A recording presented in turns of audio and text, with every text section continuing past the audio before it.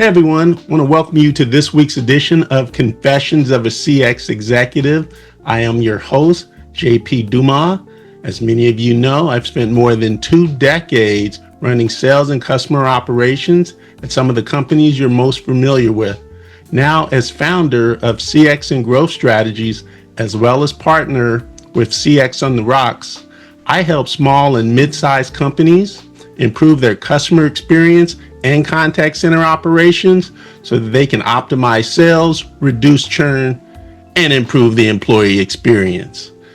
So I'm joined today by a phenomenal woman, Alyssa Nolte, who has had a tremendous career as a CX researcher. She's also built billion-dollar strategies for Fortune 100 companies. But I'll tell you what her superpower is, in addition to running a couple of podcasts. You might want to keep her away from your houseplants, and she'll tell you a little bit about that story. So Alyssa, let's jump in. Tell me a little bit about yourself, as well as our audience, so we can understand what is this CX and behavioral research thing really about. I am so excited to be here, JP. Thank you so much for having me on the show today. I got my start because I was fascinated by the human experience, the way that we make decisions and experience the world around us. And so I went off to college to study psychology and really dig into what it meant to make decisions and to process our social and emotional experiences. Thank goodness my parents knew me better than I knew myself, because I went off to school and they said, Alyssa, you would be a terrible therapist. They said it much nicer than I said it just now. But they demanded or encouraged or really pushed me pretty hard to add a marketing degree or some kind of business degree, something that wouldn't require me to go on to get my master's or my PhD just to have an entry-level job. And so thank goodness they did, because I discovered about 2 years into my psychology degree that I did not have the disposition to be a counselor. It's frowned upon to shake your patient and tell them to just get it together. And so I had to look at myself and say, okay, what is psychology in the business world? And I discovered that there's so many parallels between marketing and user experience and the customer experience for everything I was learning about psychology on the clinical side to the practical application in business. So that's a little bit about me and how I see the world. That's phenomenal. Now, full disclosure, everyone, I didn't make this up. We both have a background in psychology and found our way to CX. So that is, it's a thinking person's situation here. So definitely, I'm glad that you shared that story. But I want to dig a little bit deeper about your career arc, because is it true that you shunned a traditional 9-to-5 career initially and jumped into a startup based on a handshake and 100% commission? Because that doesn't seem like the type of thing we would go to school to do.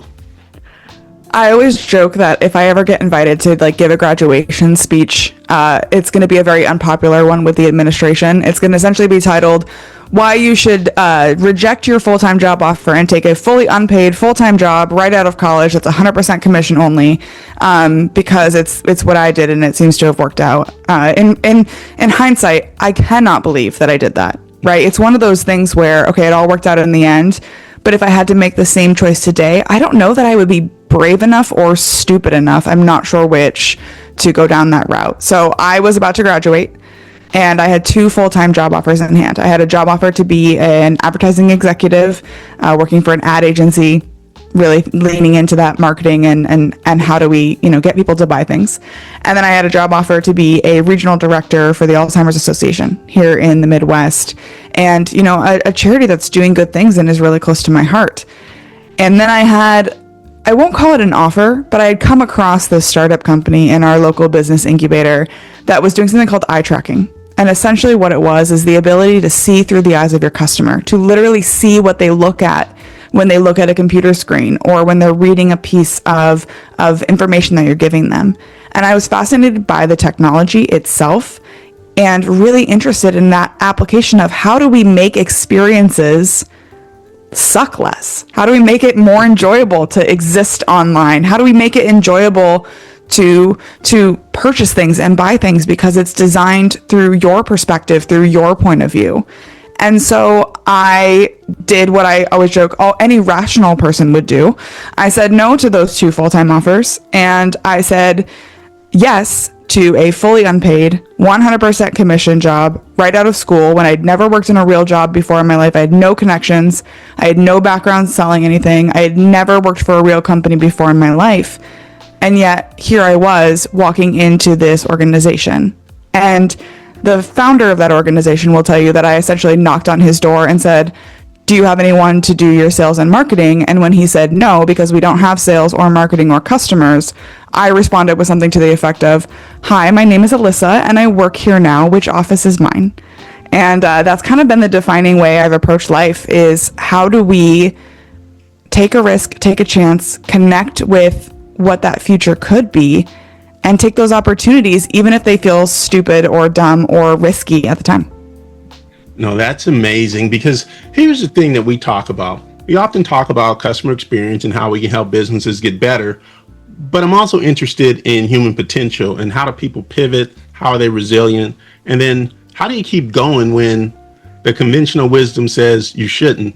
And so when you're walking into this non-traditional opportunity that you created for yourself, you've got a background in psychology, you've got a background in marketing, but what was what made you decide that this was the right thing, especially when you're walking into a startup with, let's be honest, there's quite a bit of risk?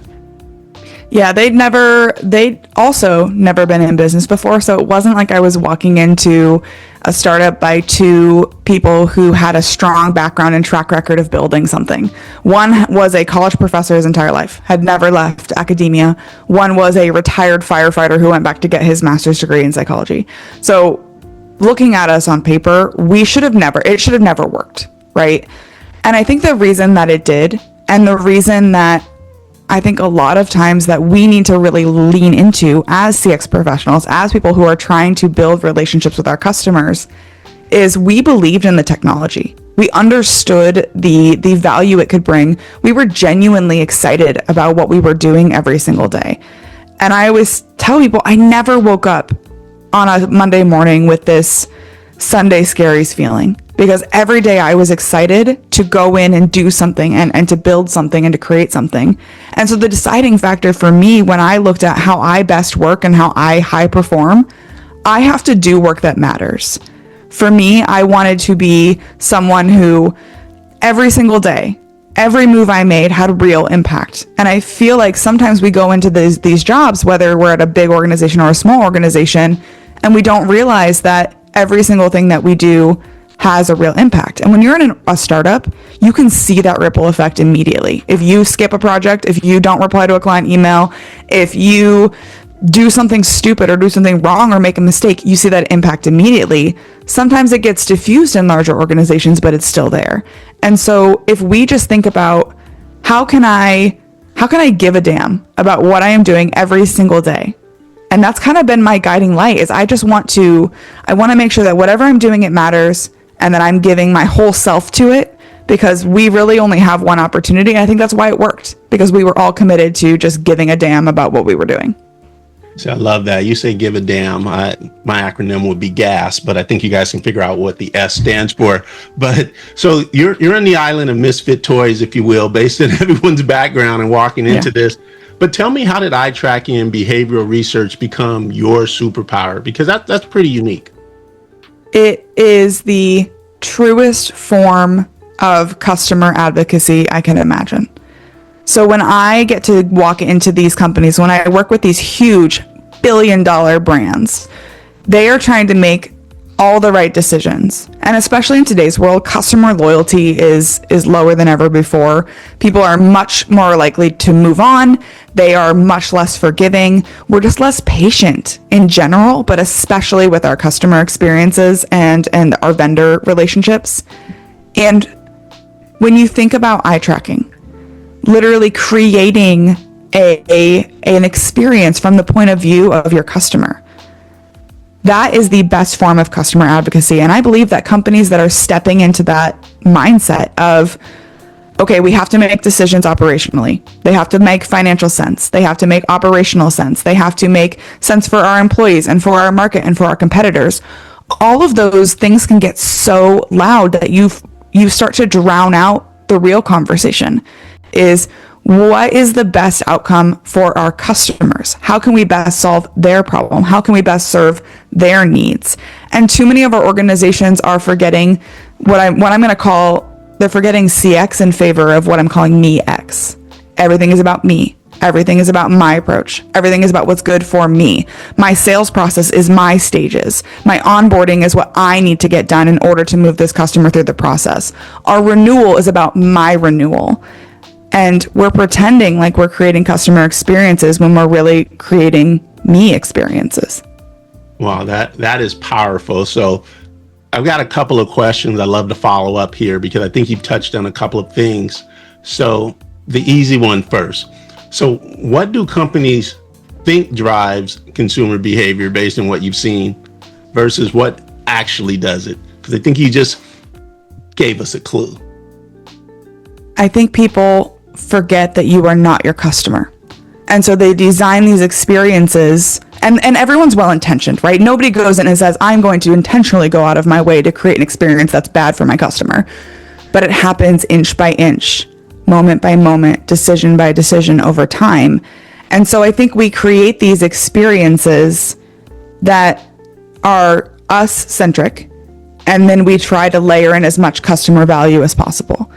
And we forget that our customers don't have our context. They weren't in the strategy meeting where we went through all the variations of what this could be and went through all the background and understanding of the decision. They don't have the deep understanding of our customers and our products and our market, and they don't care. And we create these experiences with all that context. So you have to be able to essentially shed everything that you already know and all of your conceptions about your customer and your client and your product in order to create that experience for them.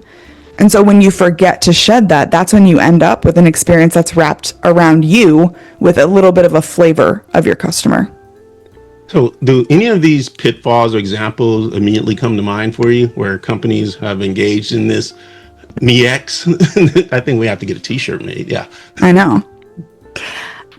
I think it is almost everywhere.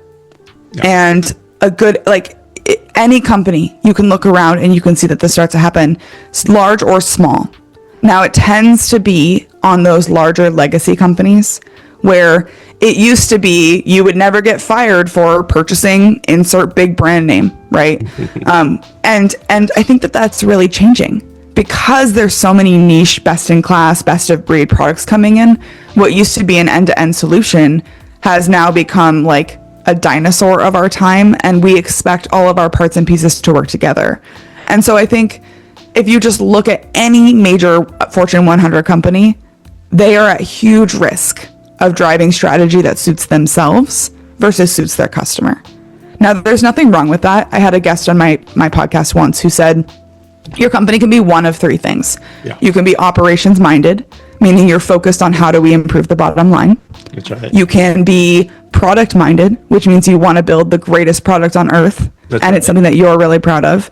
Or you can be customer minded, which means you want to deliver on what's actually good for the customer. Apple is a great example of a product minded company. They create beautiful product experiences.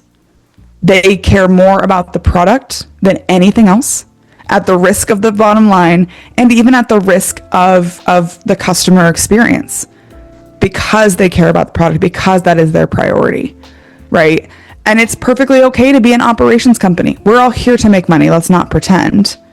But I think the problem comes in is when we all pretend to be customer-centric companies because it's the right thing to say instead of the real thing to say. And I think your listeners can imagine 100 other companies who fit into those categories, but you can really only truly be one of those three. That's right. That's right. So you've got this pile of data, you've got this research. Give our listeners, what is the one insight that would blow executives' mind around buyer behavior? Succinctly, why do people buy? This is such a hard one because it changes between organization to organization, but the truest central idea is that your buyer already knows how they want to buy. They already know what kind of information they need. They already know what order it needs to be presented to them. They know what they're willing to exchange for value. And I mean, what I mean by that is, what are they willing to give you in exchange for something back? It could be as simple as giving you their email address in exchange for a free trial. They know what those limits are. And so I think you have to figure out, how does your customer want to buy? Uncover that, map it, build it out, and then make sure that your sales team sells that way, that your marketing team markets that way, that your customer success team delivers renewals that way, because your customer knows what they want, even if they can't articulate it. So this whole concept of meet them where they are and just help them get to the other side. They're already there. They're already there. Yeah. And especially in today's world, I feel like most people, by the time they talk to a salesperson for the first time, they've already decided that they're going to go with this product. It's a confirmation call, because the availability of research is out there, and the ability to read reviews and talk to peers and check out your website and do all of these things before you even know they exist. So, like, don't let your salespeople blow it because they don't have the right process to meet the customer where they are. Absolutely. So you became a founder of a CX research company, and I'd love to hear, what would you say is the hardest part of running that business? Because you've got a number of folks who are in various stages of business building, but what was the hardest part that most people don't talk about? I think the hardest part for me has really been not being afraid to step into that mindset of being the owner of it. So for a long time, I joined a startup in which I was the fresh-faced 22-year-old and working with, late in life, middle-aged men. And then I step into rooms in which I am the youngest person in the room, trying to have a voice and advocate. And so I think any business owner who is being honest with themselves has that little voice of fear in the back of their mind of like, who am I to do this? Can I do this? Why would anyone want to hire me? Why would anyone want to work with my company? What can I do to be a big dog in the room? And I think those are voices that we all have to squash forcefully and aggressively and often, because there's a reason that you've been invited into the room. There's a reason that people are giving you an opportunity to talk. There's a reason you're even getting the chance to pitch. And you might not win them every time, and you probably won't. But there was a reason you were brought in that room. And so every failure was one step closer to one more at bat, if you will. So this really sounds like something that we all suffer from time to time, that imposter syndrome, right? Which I would argue is you moving outside your comfort zone and trying new things. It's, we look over my shoulder and we say, what does this thing say? Stay hungry, stay foolish. And it's really about, I'm going to take some risks because I don't know enough not to. Like, no one told me I couldn't, so I'm going to try it. And I think that becomes very, very important in reminding ourselves of why we need to be in the room. Sometimes I wish I was as naive as I was back when I first joined that startup as a 22-year-old, right? Like, I was ballsy. I made cold calls. I talked to everybody about what I was working on. I couldn't shut up about it. And like, I'm sure I was annoying and I made a ton of mistakes. But 22-year-old Alyssa got shit done. And okay, I'm sorry, can I swear on your podcast? Absolutely. We're gonna edit it. 22-year-old Alyssa. 22-year-old Alyssa got it done. And then there's sometimes where I catch myself hesitating now that I'm, much older and in theory wiser. But sometimes I think that there was bravery in the naivete and the ability to just sit up and say like, okay, you know what? I'm going to make this happen. I'm excited about it. I'm going to let that passion radiate. I had a guest on my podcast a couple of weeks ago who said the real imposters never feel the syndrome. They never feel that feeling of they don't belong. It's only the people who have actual talent and experience and understanding who ever get that little voice in their head that says, are you sure? Should it be you? Because the real imposters, the actual fakers, are so like caught up in their lies that they don't feel that twinge of fear. So if you're feeling that imposter syndrome, it just means that you really are good at what you do, and it's okay to step forward and step into that. Yeah, absolutely. It's like one of the things I've often said is that as we get older, we don't lose our idealism. We still want to take that hill. We still want to try different things. But what we lose is our courage. Yeah. And that is the biggest thing. And, taking those lessons, that failing forward, all of those things allows us to learn and pivot and do different things moving forward. But sometimes we often get stuck in the lesson and the setback as some sort of confirmation bias of, I told you shouldn't do it. And sometimes our friends and family are well intended. And getting back to how we started this, do the nice, safe thing. But the reality is, what's safer than grabbing your own destiny? Absolutely. Absolutely. And I think if we keep that mindset too, all coming back to our customers, right? Keep them at the heart of it. Remember that they chose you for a reason. Be worthy of that choice, and then continue to be worthy of them continuing to choose you. That's right. And that all comes back to you as at the heart of it. Absolutely. So let's give our listeners some tactical things. So given that we're knee deep in buyer psychology and we understand why people buy, and we send, sometimes it's CX, we tend to, preach to the converted, but what's the one shift happening with our buyers, with our customers today that companies are massively underestimating? I think it's the expectation of seamless integration. So I always tell people, my Alexa talks to my vacuum talks to my thermostat talks to my phone, which talks to my GPS location. All of the things around me in our consumer world, especially in the business to business world, I think we're missing this. All of these consumer experiences shape how we view the world and what is possible.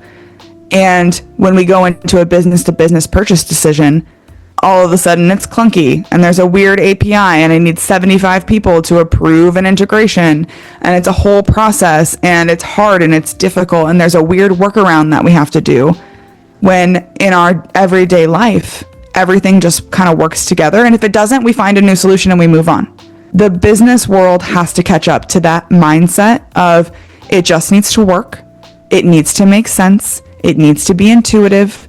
And if it doesn't, they are going to move on because they are less loyal than ever before. Everyone is more confident about their ability to move and integrate and change providers than ever. So if you want to stay relevant in this hyper-connected, personalized, intuitive world that we now live in as consumers, the business to business world has to meet us where we are, because business buyers are still human beings and still people and still consumers. No, that's a great point. I've often heard that, B2C will set the pace that B2B eventually has to follow. But you want, I think that pace is faster though. The forgiveness is lower now. Exactly. And saying, and I think you encapsulated that well. We're dealing with humans and all the things that come with being human. So what creates loyalty today? I mean, like you said, people will move on. Okay, that's if we get it wrong. But what if we get it right? What drives that? It's so hard. It is so hard to answer this question, because the right answer is, oh, well, if you deliver value for them, that's the right answer, right? That's the one that we're all supposed to say. Yeah. I am toying with this idea of there's like an equation, I guess I'll call it. Yeah. And in my mind, there's like an effort versus value equation. Oh. And it's like the amount of effort they have to put in to achieve value is something that we have to constantly balance, right? Because everything worth having is work to have. You have to do something to make it happen. And my hypothesis that I'm still kind of working through is that effort compounds and value resets. So every single time I have to make a tiny little effort, I do a tiny workaround, I can't log in, I have to do, honestly, I have to do two-factor authentication too many times. Like that kind of stuff really just starts to add up. And whether I realize it or not, there's like a ledger in my head of this is hard, this is work, this is annoying, this is frustrating. And it starts to like compound. And it doesn't go away because we have one easy experience, right? Whereas I feel like value is maybe something that wipes every day, or every time you think about it, or every time you go in. Okay, I got value from this today. Oh, I didn't get value from it tomorrow. Okay, now you're in the negative. Okay, I got value from this today. And so thinking about how do you make sure that the effort hasn't compounded to a level that your value calculation can't overcome? Because every single day, if you're not driving value, you go back to zero. And if your effort if your effort compound is too high, they are going to start to look elsewhere because it's too much work and I'm not receiving enough value. The scales have not balanced in that way. Let's unpack that, because I think that kind of answers our question about what a business is underestimating in a lot of different cases. We talked about having a great product. We talked about being focused on the customer, but this whole concept of customer effort scores, it being a compounding effect, I think is an important one, because at the end of the day, things just need to work. And I think about my time working in the travel industry, and we would promote a lot of 4 and 5-star properties with all the amenities, and it was a great thing. But one of the things that printed money in that case were a lot of 1-star properties. And you say, well, how can that be? I said, well, think about it. I'm making a road trip. I've got a place with a clean bed. It's right off the highway, and it's cost effective. That's all I need. I just need it to work, the basics. And sometimes we forget those core elements. Things just need to work and be simple and not require a lot of effort. It's much more valuable. And we can always think of like some very, very expensive automobile brands. Like we say, cars can get you from point A to point B. But that nice fancy car that requires a ton of money to fix each time you take it to the dealership and all this stuff, you lose the core essence of, I needed to do that one thing and I needed to do it well. I need to do it consistently. So that is, I think that's great. So tell me about, as we wrap up here, give me the one life or leadership lesson that you've learned that didn't necessarily come from the business world, but it came from, as I say, failure, setback, or even in some cases implosions. What was that one thing that you say, golly, this has been invaluable? So I used to host a thing in my local community pre-COVID that I would call the failure fireside chat. And I would go out and I would find the most successful and influential person in the community, the quote unquote guy who made it. And he would come in or she would come in and we would do a off the record fireside chat about everything they did wrong throughout this entire process and everything that went wrong. And so I've had a lot of time to almost sit with the idea of failure. And one of my failures actually came before I was in the business world. I was joining a student organization like we all do. And I've always been ambitious. So leadership positions on those student orgs were always my goal when I was in college. And there was this fairly successful organization, but it was young. It was a newer organization that was raising money for a local children's hospital. And I loved the idea of it, and I was very connected to the mission.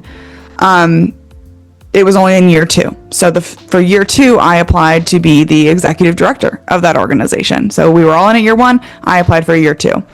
And I was given the position. And then I immediately, as the new executive director of this organization, went into that student org.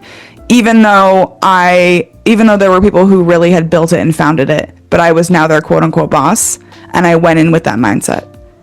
And I went in with I'm the boss, we do it my way. I'm the executive director, I'm in charge, I'm the president, I'm the top dog. You will do what I say because I am the person in this position of power. And you can imagine, as anyone who's been in that position, that backfired spectacularly. It was so difficult, so frustrating. I did like pretty much everything wrong that you could imagine that first semester. Had some come to Jesus conversations over Christmas and ended up having to like openly apologize to these people who are my peers. Again, 21-year-old Alyssa having to stand up and say, hey, I screwed up. I did this wrong. I'm actively apologizing. And while we got on a better path, it could have been so much better if I would have just come in to that organization saying, I am humbled to take this position. I look forward to working with you rather than you working for me. And we could have had a great experience, and I could have built those relationships for life. Instead, it was strained and we limped to the finish, and it turned out. But too many times we as leaders take that word leader as a position of power rather than a position of being in service to whatever we're trying to achieve. And sometimes being in service means to sit down, shut up, and let the other people have their opinions and their conversations and lead from behind. So you forgot about the employee experience.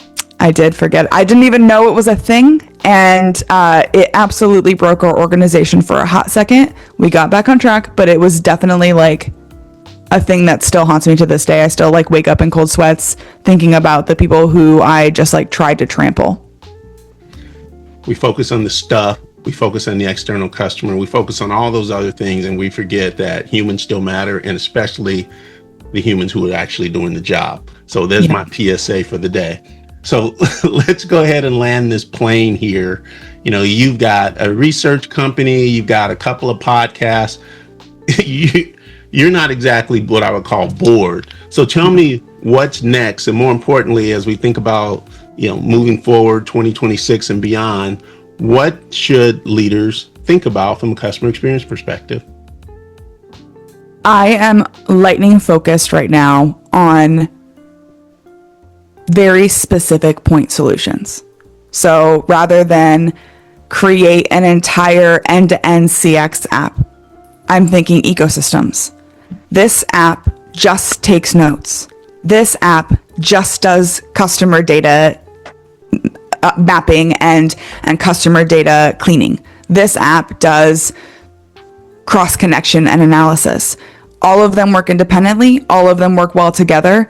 But I think we need to get back to basics, as you said. It doesn't matter if my hotel is 5 stars if there's no place to sleep. It doesn't matter if your app does everything under the sun if nobody can actually log in on a day-to-day basis and your status is always down. Nobody cares if you have the best solution in the world if your security means that we can't trust it. So I think we all have to go back to point solutions, solve one problem, make an ecosystem if you need to, but stop building these behemoth end-to-end apps that do everything. That's not where the world is going. That's amazing. No, I love that. And guess what? We made it through an entire episode without once mentioning AI, but I think it was... That's actually a real feat. That is a real feat. It's percolating beneath the surface. But I think that my plug for AI would be exactly what you just described. Find the one use case and work on that and do that. Yes. Yes. Yep. Agree. Well, awesome. Well, this has been an amazing discussion, Alyssa. I want to thank you for joining me here today. I think there's a lot of insight that we've gained, particularly from buyer behavior, CX research, and more importantly, a deeper understanding that the problems that many business leaders continue to encounter in their day-to-day. And once again, my name is JP Dumas. This has been this week's episode of Confessions of a CX Executive. Again, I want you to like, comment, and more importantly, subscribe and share this with your network. I'd love to work with you. If you're looking for an upgrade to your CX strategy, I'm available. Alyssa is available. I might know a person that can help you drive your business. So anyway, glad to see everyone, and we'll talk next time.